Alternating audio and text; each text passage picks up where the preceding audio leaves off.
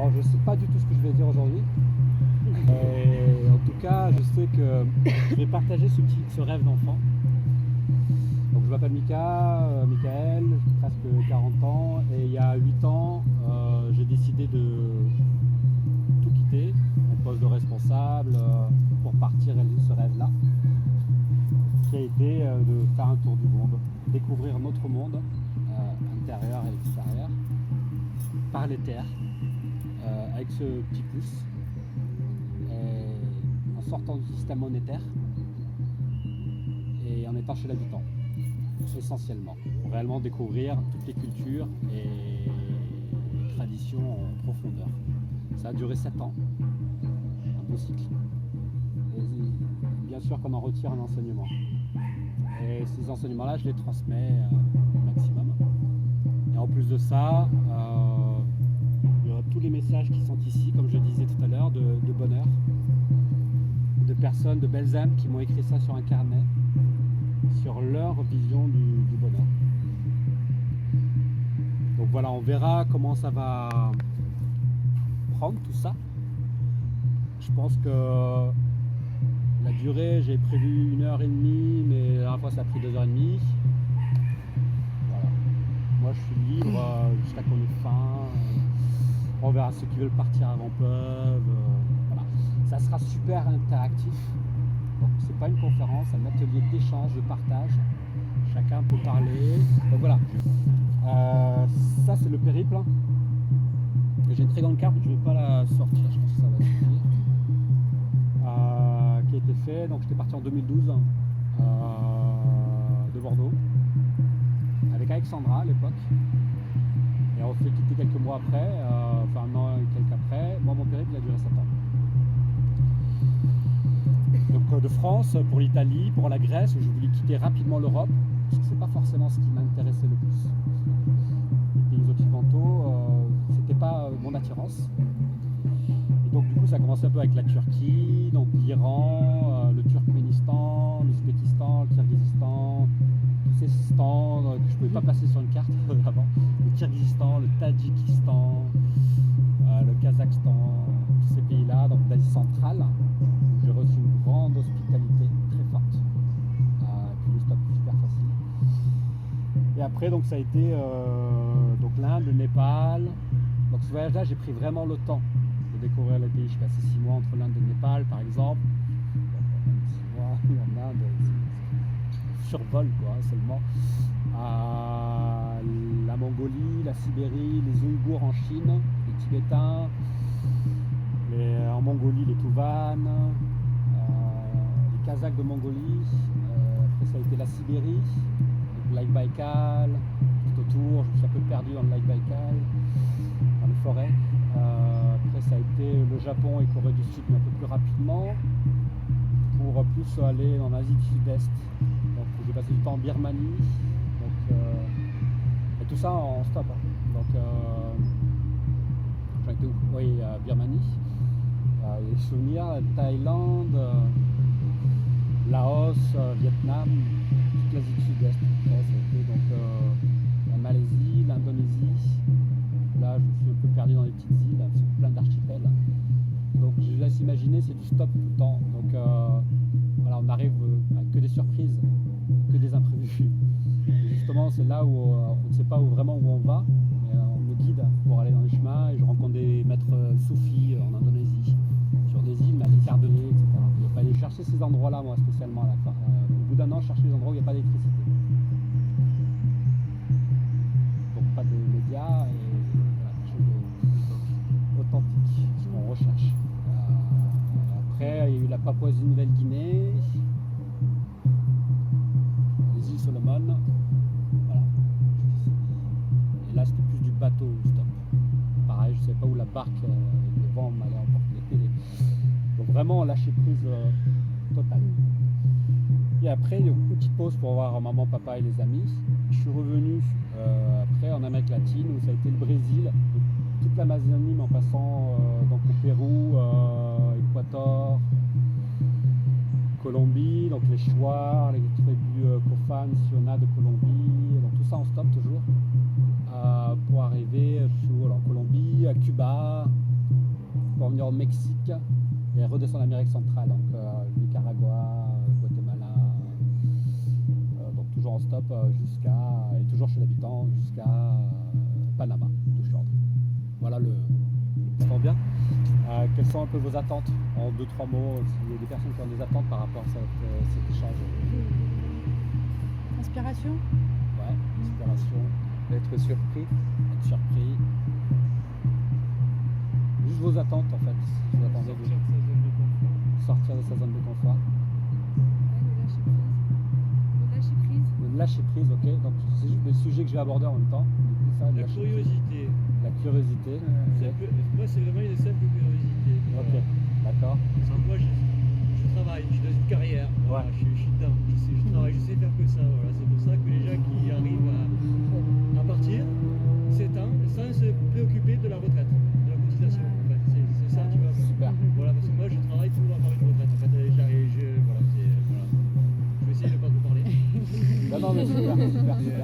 Admettons que tu es mon opposé, donc du coup, voilà, donne-moi Mais une graine qui me permette d'échapper à tout ça. Quoi. J'étais mon opposé à 8 ans, j'étais cadre dans une entreprise. Oui, mais moi, j'y suis encore dedans. Ouais. Je suis sorti du cadre. C'est vrai. Du coup, peut-être que demain tu vas le faire aussi. Ouais. Demain, je m'en vais. Ciao. Et ça joue beaucoup, hein, parce que moi j'ai été influencé pour le faire aussi. Et plus. On est influencé par des personnes qui ont eu l'expérience, on enlève nos peurs et nos craintes et on le fait. D'autres attentes? D'entendre des belles sagesses. Ouais, les messages de bonheur. Les rencontres. Les rencontres, ok. Avec des maîtres ou des chamans, notamment. Ou toutes les rencontres. Dans la rue. Super. La transmission. Ok. Transmission. Transmission des pensées, Des ressentis. ouais, chaque peuple certainement a sa philosophie et son message. Bravo. Et puis un mot qui les détermine peut-être aussi. Yes. Donc, Ok. voilà. Donc là, il y a des mots qui vont les déterminer aussi. En travers le bonheur, c'est très vaste. Ouais, Et en voilà. général, justement, ils me transmettent un peu ce qui est le plus C'est quoi leur important. définition par Voilà, rapport à- ce qui est le plus important. Et là, donc, il y a tout là. Donc, on pourra avoir un petit moment pour ça. Et un moment pour plus les enseignements du voyage. J'essaie de switcher en deux. Et puis, on essaiera de tout caser. Sinon, le reste sera demain. Sachant que chaque atelier que je fais est tout différent.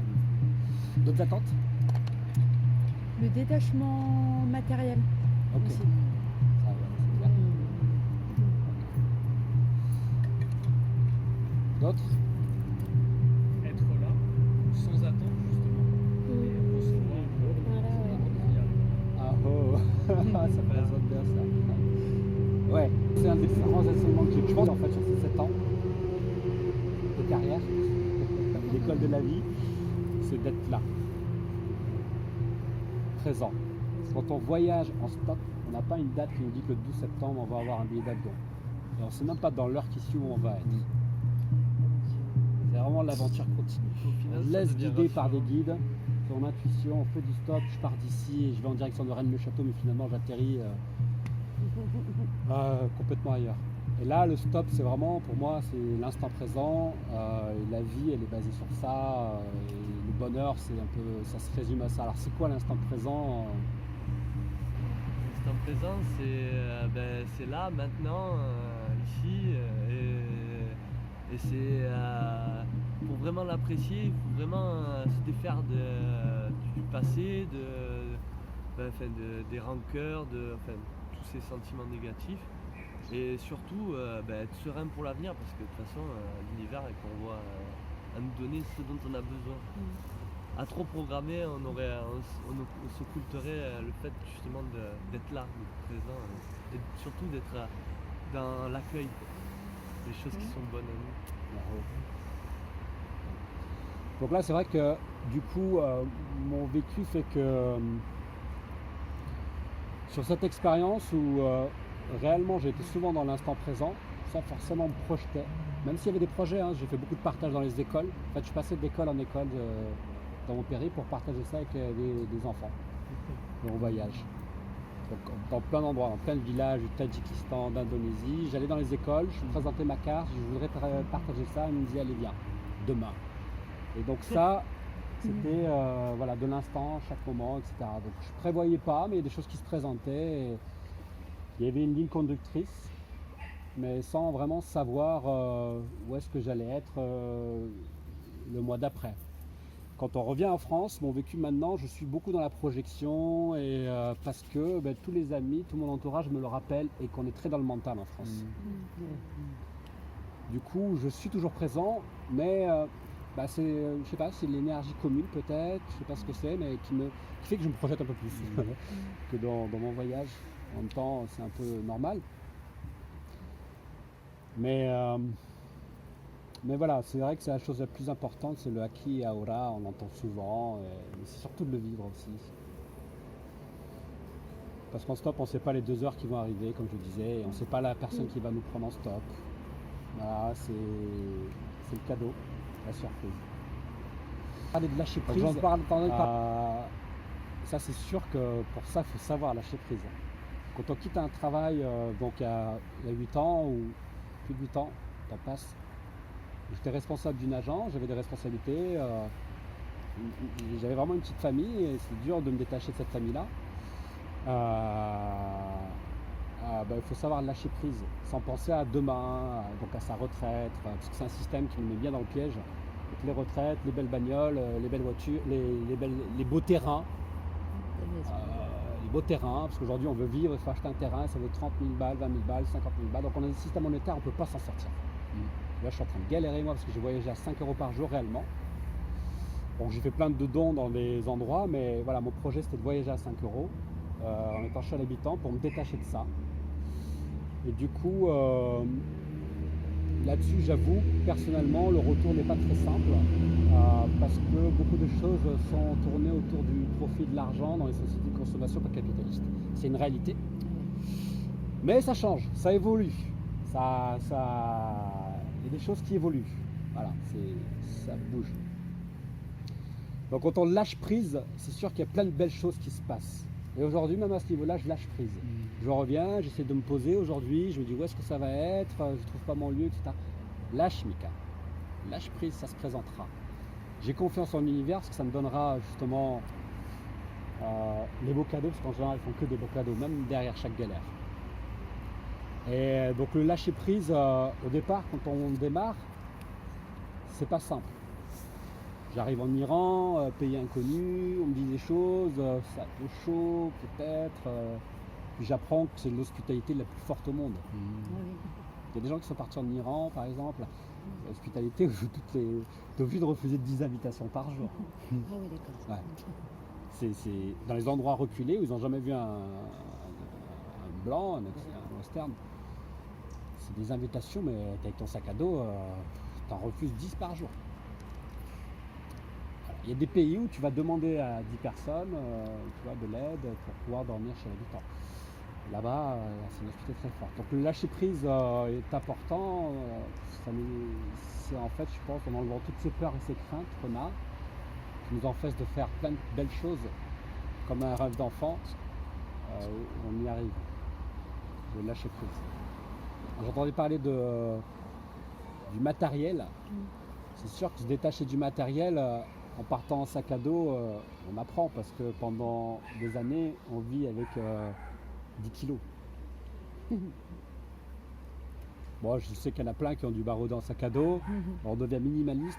De quoi j'ai besoin réellement? Qu'est-ce qui est l'essentiel? Et dans cette société, alors je vous parle un peu du retour parce que c'est ce que je vis actuellement en fait. On est constamment tenté par nos désirs. Et ça marche. Et quand on part comme ça 5 €, c'est le contraire. On résiste à plein de désirs. Même une bonne bouteille de vin, un bon pain, parce que c'est en général très très cher dans les pays à l'étranger. À 5 €, tu peux pas te faire plaisir. Tu la regardes. Tu regardes et tu observes ton désir. Je veux. Donc tu apprends vraiment à plus avoir de désir. Et c'est vrai que quand tu reviens, c'est pas simple parce qu'on est quand même très ancré dans la consommation. Quand même. Donc voilà, c'est des chocs de culture qu'on vit quand on revient.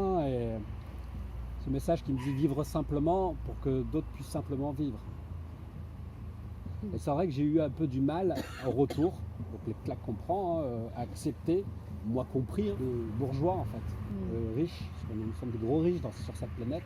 Et en général, les gens qui m'ont accueilli, les gens qui ont des très très peu de moyens et qui vivent très simplement. Parce que je suis resté longtemps dans les pays où on vit très simplement, c'est ce qui m'intéressait aussi en même temps.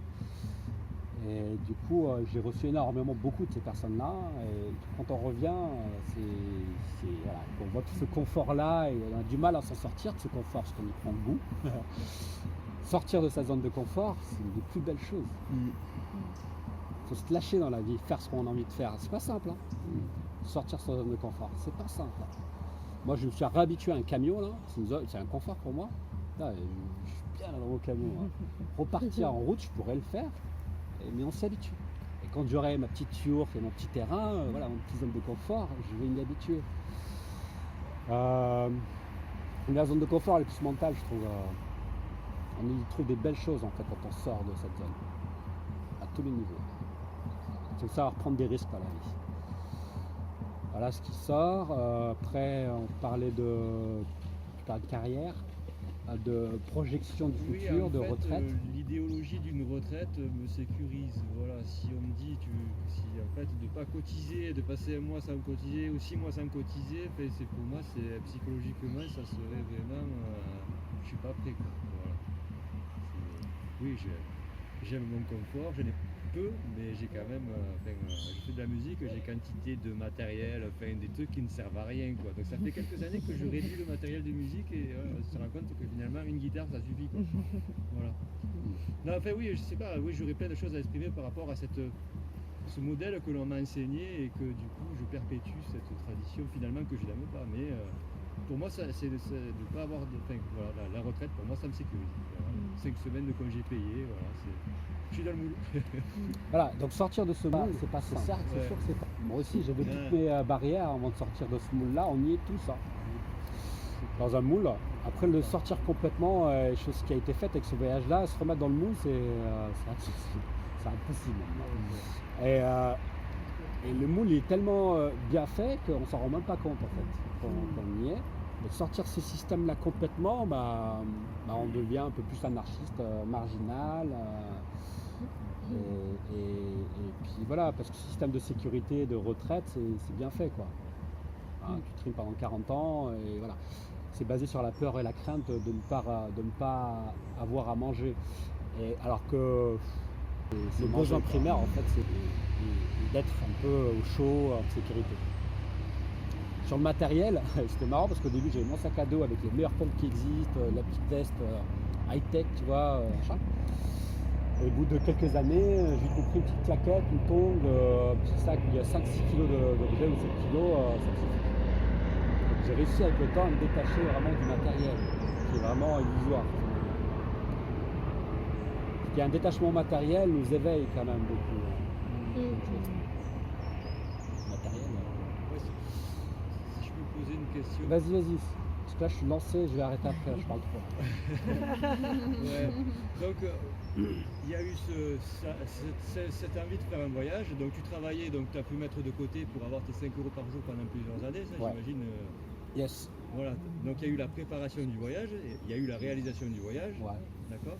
Mais après le retour, là tu nous dis que tu as un camion et un projet d'un terrain, c'est ça si j'ai bien compris. Inch'Allah. Mais pas forcément, je suis dans le contraste là, contradiction. Justement, comment j'imagine que tu n'as pas repris un boulot de carrière avec des responsabilités. Et pourtant, tu as réussi à t'offrir un camion. Voilà, donc du coup, comment faire pour gagner de l'argent mais sans.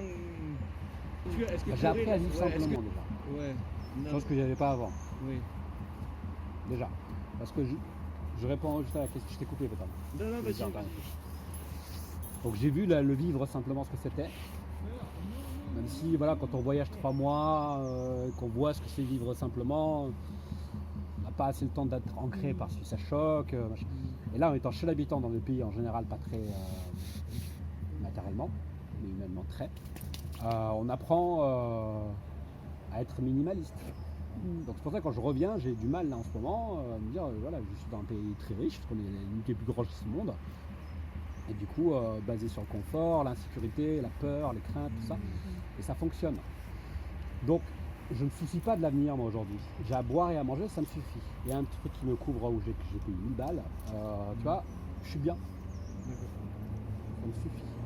Après, il y a des trucs du passé qui me reviennent. C'est sûr, pour un terrain, il faut 20 000, 30 000, 40 000 balles. Et on tombe tous dans ce piège-là. On tombe tous dans ce piège-là. Comment en sortir? Et aujourd'hui, je pense qu'il y a un éveil de partage qui se fait, de solidarité. Et les gens qui achètent des terrains, ils disent je suis prêt à partager. Donc on est plus là-dessus. Et c'est pas simple, hein, parce que ce système il est bien fait et je vais pas le critiquer parce qu'on est dedans. Et on le crée. Oui, c'est nous qui le créons. On le crée tous. Si je peux. Ouais. Lâcher prise sur le matériel ou l'aspect pécunier n'est pas simple. Moi, pour les personnes qui ne connaissent pas, je fais de longtemps. Vous connaissez le rainbow? Ouais, c'était dans les semaines, dans 4 mois, non? C'est ça? 4 semaines. Il y a celui des Alpes, là, il y a celui d'Espagne en Galice. Il y en a dans le monde, il y en a beaucoup. Hein. Il y en a dans le monde entier. Et c'est une expérience à vivre. Hein. C'est une école de la vie, le rainbow.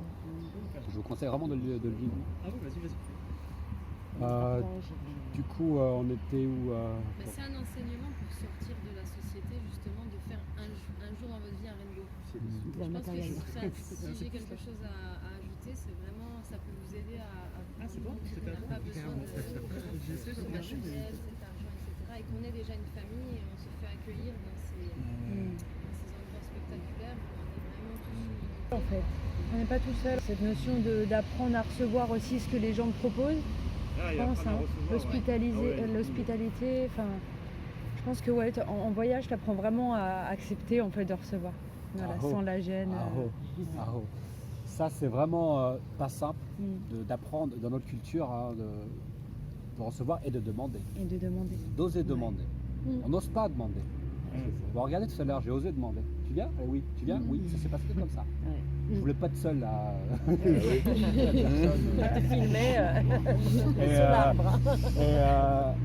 Et ça marche. Mais le stop, c'est que ça. Tu tends le pouce, tu demandes. Bah oui. Bon, tu demandes comme ça. Ou alors tu tapes à une porte, parce que je peux dormir, c'est arrivé très rarement. De taper à une porte et qu'on m'invite. Vraiment. Alors, parce que comme je disais, on vibre. Et donc, voilà, souvent je me suis dit, mais qu'est-ce qu'on m'a accueilli? Et j'ai une gratitude pour toutes ces âmes qui m'ont reçu. Au bout de 2 minutes de rencontre. Mais tous, en montrant juste cette carte-là qui a fait le tour, ils me disent, mais tu viens chez moi. Mais combien de personnes, et même donc des personnes qui m'ont donné pendant 3 jours leur salaire en Birmanie. Vraiment, une personne par exemple, elle a donné, on était 3, et une sœur qui m'a rejoint, et donc mon ex qui était avec moi. Et ils nous ont nourris pendant 3 jours. Et ils ont claqué leur salaire, parce qu'ils gagnent 40 € dans le mois. Donc on le sait en plus, parce que nous on mangeait très simplement, on voulait du riz, ça nous suffit quoi. Et ça allait faire des courses, gros trucs, parce qu'ils n'osaient pas nous donner que du riz. Et un salaire. C'est comme si toi tu donnais 1000 balles à 2 inconnus. Et c'est pas simple de recevoir ça. Qu'après on lui donne 50 €, 100 € et que la personne dit non. C'est arrivé combien de fois ça? En Iran, c'est souvent en Indonésie, c'est souvent en Tadjikistan, c'est très fréquent ça. Non. Moi j'ai donné à l'univers, pas de l'argent, j'attends de l'amour, j'attends autre chose, mais il va me le rendre, t'inquiète. Donc de recevoir, c'est pas simple. En Papouasie-Nouvelle-Guinée, tu arrives dans la jungle à pied, j'ai fait une bonne partie à pied, j'ai beaucoup marché aussi. Hein. Parce que moi j'ai un grand respect pour les pèlerins. Je pense que c'est les vrais qui voyagent, que le stop c'est un truc de fainéant quand même. Dans le pouce on t'amène, en plus c'est pas très. Pour Pachamama, l'essence, le gasoil, voilà, les pèlerins. Waouh! Donc j'ai fait quelques petits périples à pied, parce qu'il n'y avait pas de voiture, et donc il fallait. Parce que tu restes par les terres, tu passes dans un endroit où il n'y a rien. Hein. Il y a des chameaux, des chevaux, ou Pachamama qui est là et qui est prêt à t'accueillir dans la jungle. Et j'arrive dans des petits villages reculés où vous n'avez jamais vu de blanc en Papouasie-Nouvelle-Guinée. Et là-bas, voilà, c'était sur le recevoir. La tradition pour l'invitation d'une personne, et c'est rare de le faire, mais ils le font parce que c'était la première fois qu'ils voyaient un blanc. Donc pour le recevoir, ils coupent un ananas, ils te le donnent. Tu dois l'accepter. Deuxième personne, tu continues le chemin, un autre ananas. Troisième ananas, j'ai un sac à 4 kilos, j'ai 4 kilos d'ananas. Je dis, bah non, j'en ai déjà 3. Et le sage, chaman du village, le chef du village, pardon, il dit, tu n'as pas le droit de refuser. Je peux pas, c'est une insulte si tu refuses, c'est ce qu'on te donne. La sagesse ici, c'est que tu prends ton ananas et tu vas le donner au prochain que tu rentres. Ah ouais. Voilà. Cette sagesse, je l'ai retenue. Aujourd'hui, quand on m'offre quelque chose, je ne le refuse pas. C'est un peu offensant de refuser un cadeau. Pas pour l'autre. Ah non, non, je ne veux pas. Je prends et je donne. Et je le faisais aussi pour l'argent. Parce que des fois, ils pensaient qu'on n'avait pas d'argent en fait en voyageant en stop. Ils ne comprenaient pas le stop. Je disais, on n'a pas d'argent. Ah bon bah tiens. Je dis, bah non. Et après, j'ai appris à prendre et le donner à quelqu'un d'autre qui en avait besoin dans les orphelinats. Parce qu'en Iran, des fois, je tombais sur des gros riches, ils me donnaient de l'argent. Il y a des gens qui sont très généreux. Il n'a pas d'argent, il fait un tour du monde, je vais lui donner de l'argent, des dollars. Et genre, mais, donc, j'ai appris à prendre et à le donner après. On mettait dans une enveloppe et on le donnait à des gens qui en avaient besoin.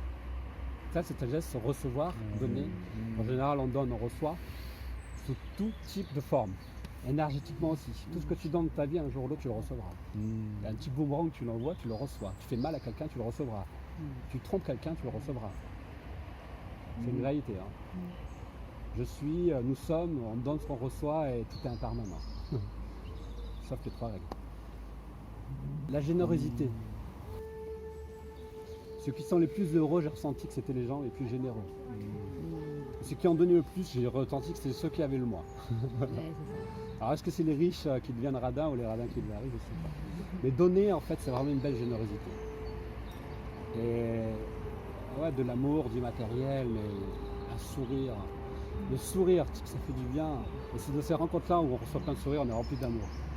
Comme en Birmanie, en Indonésie, au Tadjikistan, il y a des pays où vraiment il y a le sourire, un peu moins dans d'autres pays que je ne vais pas citer, mais c'est important. Smile. Et donc, parce que une question, moi je travaille pour manger en fait, hein, donc du coup, quand tu es en voyage comme ça, tu parles de manger du riz, et sur quelle longueur en fait, pendant combien de temps on peut manger que du riz par exemple? Moi, tu manges des ananas, Ouais, les papayes. Voilà, c'était plus local que je mangeais souvent. Comme je disais, j'allais souvent dans des endroits très reculés ou avancés. Ils savent pas comment on regarde. Il n'y a pas ce terme, même les termes qui sont. Non, c'est vrai, ça va pas. Pays sous-développés, reculés. C'est vrai qu'on donne C'est des horrible. termes, Du coup, ouais, t'apprends vraiment à vivre simplement. Du coup, combien de temps, pour répondre à ta question, franchement, il y a des périodes où tu as faim. Hein. Tu manges du coup ce qu'il y a. Et du coup, c'est riz poisson du petit déjeuner pendant un moment. En Indonésie, c'est ça, tu pêches le poisson, le riz, le petit déj. Ils n'ont pas la culture du café croissant. Du coup, tu manges quoi, et tu t'y habitues, tu peux manger longtemps. Et d'ailleurs, je crois que c'est même plus sain de manger la même chose longtemps que prendre des produits qui viennent de l'autre bout du monde. T'as jamais eu faim? T'as jamais cette sensation d'avoir faim et Si. Et du coup, j'ai beaucoup appris là-dessus. J'ai un gros mangeur, impatient. Et puis j'ai expérimenté des jeûnes. Et le jeûne en groupe, le plus simple, et notamment le jeûne, le ramadan.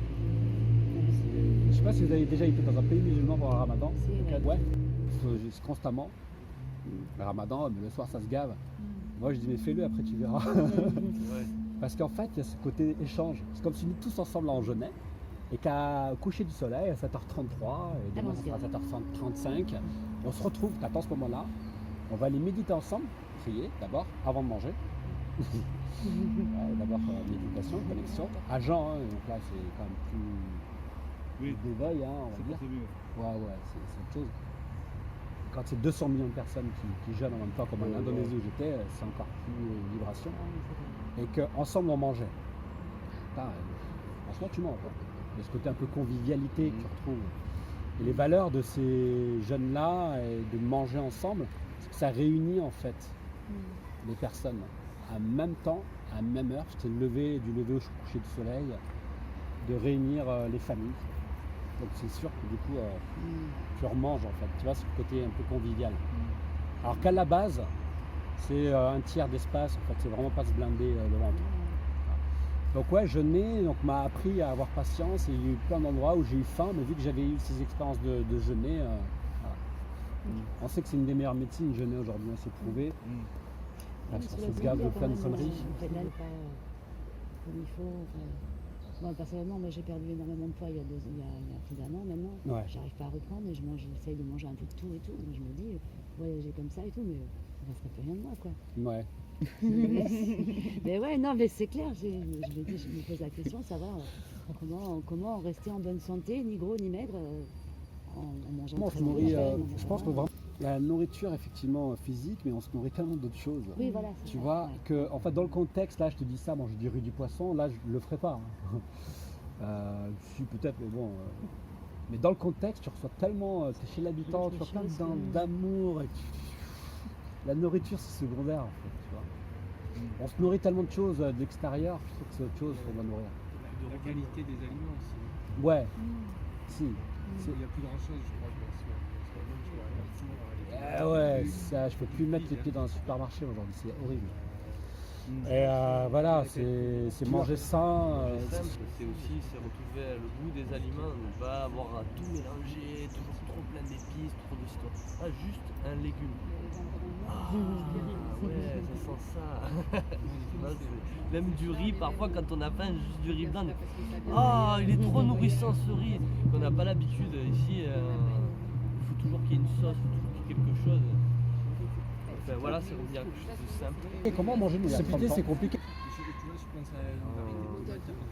C'était simple, hein. C'était simple. Donc là, pendant un moment, tu vis dans des pays où c'est un peu la France il y a 20 ans ou il y a 30 ans. Parce que c'est bon.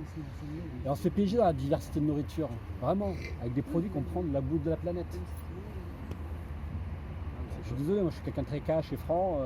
Je voyais des personnes en Thaïlande très en lien avec l'écologie et qui prenaient des produits qui arrivaient d'Amérique des États-Unis, quoi. Oui, c'est bio. Tiens, merci pour le kérosène, quoi. C'est bio. Tu vois, c'était des discours très bio, très organique, très protection Pachamama, écologique. Et puis on consomme des produits qui viennent de l'autre bout de la planète. Mais je me juge en me disant ça aussi, hein, parce que moi aussi j'ai des désirs. C'est ça, c'est là la nourriture où on se fait piéger. Quand on parle longtemps comme ça, on revient et on dit mais merde, ok les tacos mexicains c'est bon, mais peut-être que je peux le faire avec la farine qu'il y a d'ici, enfin je sais pas, mais on est dans cette diversité, du coup il y a du bon et du moins bon dans chaque chose de toute façon, c'est sûr. Manger des belles choses qui viennent d'exotiques, on adore ça. Mais qu'on se le fasse nous-mêmes, ou voilà, est-ce que c'est bon le kérosène avec tous ces avions? On a vu avec nos dernières expériences que c'était qu'il n'y ait pas d'avion. Les oiseaux sont contents. Hein. Du coup, voilà, il y a un équilibre à avoir et c'est pas trop consommer ce qui vient de l'extérieur, je pense. C'est pas simple, hein, parce qu'on a été mal nourris, la nouvelle génération, c'est pas simple ce que je dis là. Manger simplement, c'est pas simple. Moi j'ai appris là, j'étais dans une yourte là, dans les Cévennes à manger tomates, poireaux qui reviennent, concombre, voilà, chez le fermier, là, j'achète ça tous les jours, et ça me va. Feu d'huile d'olive, c'est local aussi, tout est local. Là, je suis content, je me dis, c'est super. C'est simple, c'est très régulier, c'est très sain, et c'est local. J'ai ma conscience tranquille. Après, des petits désirs de choses, de chocolat, la petite tablette, je craque des fois, mais... Chocolat café, c'est Chocolat, là, il n'est pas d'ici, et puis du coup, on peut pas être parfait. Je lui dis, allez, tolérance. Ouais. Il y a des fois des petites médecines qui viennent d'ailleurs aussi, allez, tolérance. Un petit peu quand même. Ouais, un petit peu de médecine, truc qui vient d'être, oui, tolérant, petit râpé, tolérance. Voilà. Mais j'essaye d'être plus dans la consommation pure. Maintenant, hein, je suis sûr que ça a changé moyen. Je dis ça et je fais pas tout. Hein.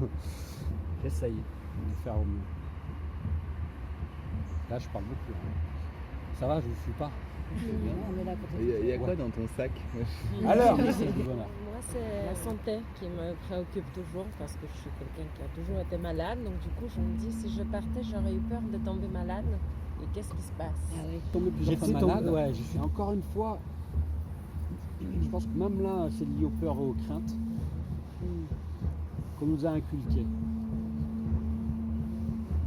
Tu vois.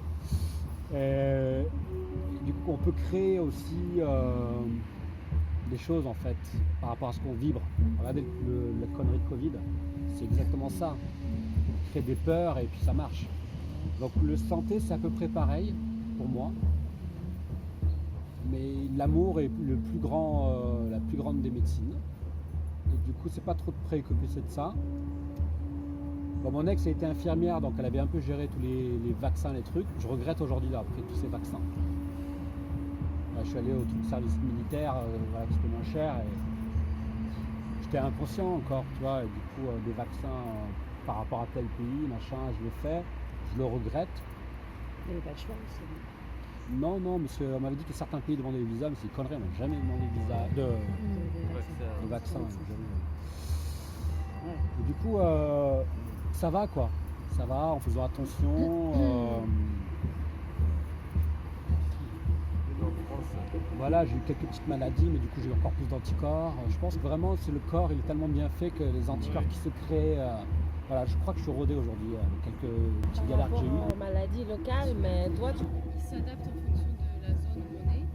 Et quand on sort de la zone de confort, on construit un système immunitaire qui est beaucoup plus fort. Donc si tu veux, c'est comme si quand tu es bébé, tu as un système immunitaire qui est vraiment à construire.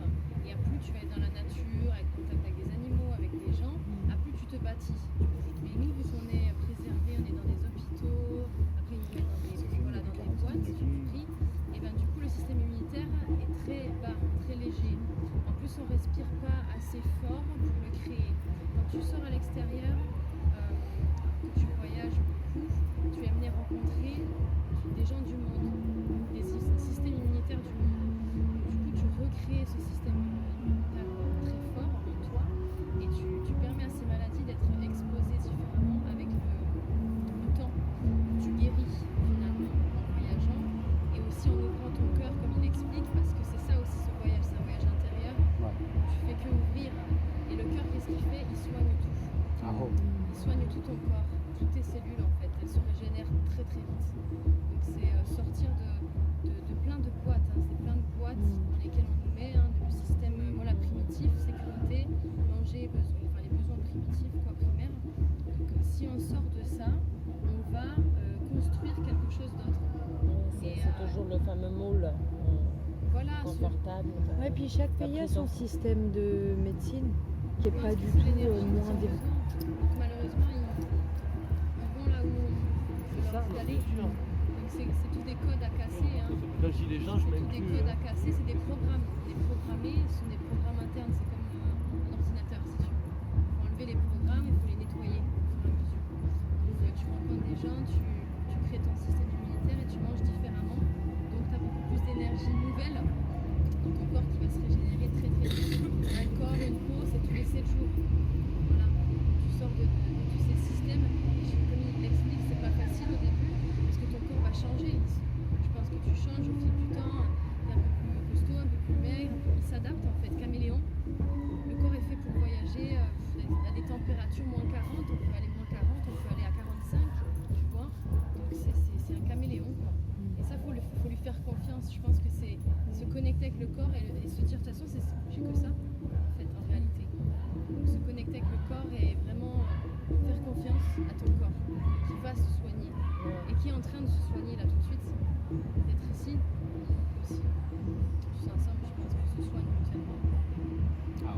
Le témoignage avant juste ça ou d'autres questions.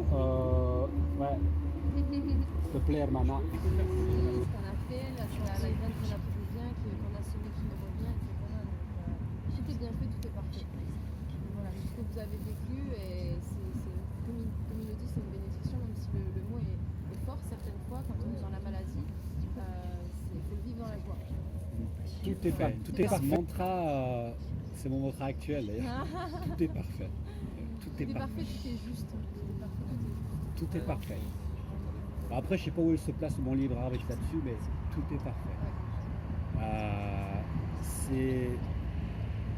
C'est vraiment en plus, tu vois, on est dans un peu plus une culture où la perfection elle est là, quoi. Tout doit être parfait, tu sais. quand tu vas en Inde, en Papouasie, etc., tu vraiment c'est du pipeau tout ça. Quoi. Même quand je suis revenu, voilà, je suis beaucoup dans le partage en ce moment, tout doit être super parfait, c'est très français ça quand même. Moi je dis non, je m'en fous, moi, la perfection c'est plus mon truc. C'est de l'imperfection, la perfection. Alors qu'est-ce qui est parfait? C'est chaos en fait. Ouais. Tout est parfait parce que tout a été créé, c'est un truc qui a été créé parfaitement pour qu'on puisse expérimenter tous les possibles. Voilà. Donc comment on peut dénier cette perfection générale et ne pas rechercher le perfectionnisme, mais juste l'acceptation de la simplicité dans ce qui est déjà là. C'est ça. Qui est tout bien. Tout est parfait. Voilà. La création de Dieu a créé des humains qui sont tous parfaits.